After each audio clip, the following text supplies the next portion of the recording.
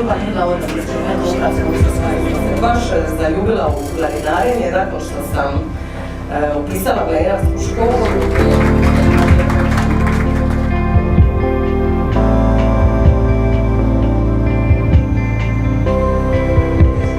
Napisane Gitagore koji čuva za njega, čak mu i pjesmu napisane i njega.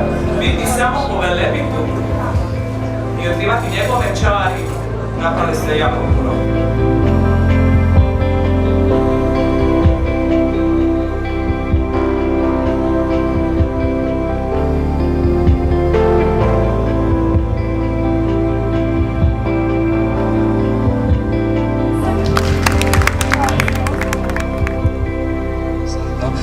Svoj prvi autostopirat na 10.000 metara visine, ono u avionu.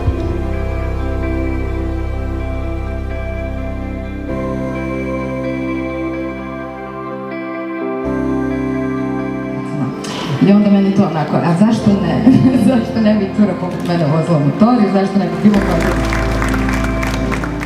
Pustit ćeš film koji se snimio zajedno sa Goranom Šafarekom.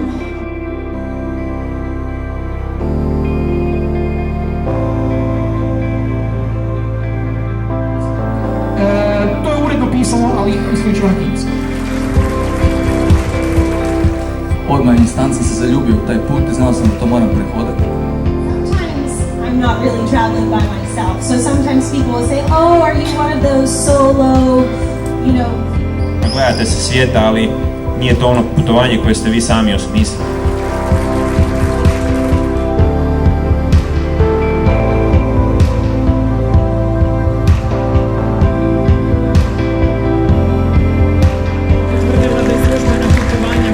Ajde i meni u životu nešto lijepo da se desi. Hvala.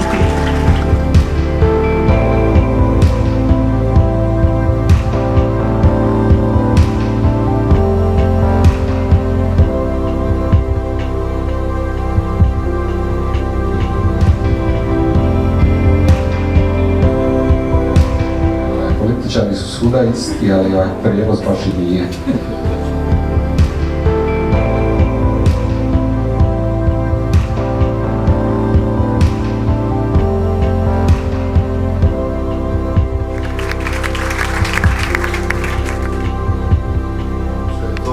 Sam sam se navukao na ove mistične priče, tako da uopće sad ne znam koji ću pravcu krenuti.